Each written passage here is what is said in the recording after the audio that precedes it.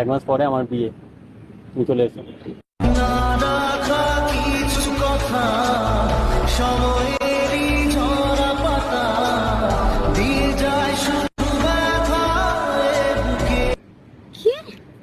হ্যাঁ, বিয়ে আমার।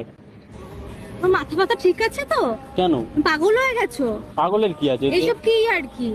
ইয়ার কি কোথায়? বিয়ের কার্ড দিচ্ছি, ইয়ার কি কোথায়? কেন দিচ্ছ না? কেন আমাকে? কেন আমার বাড়ি থেকে বিয়ে ঠিক হয়ে গেছে, ওই জন্য। বিয়ে ঠিক হয়ে গেছে মানে?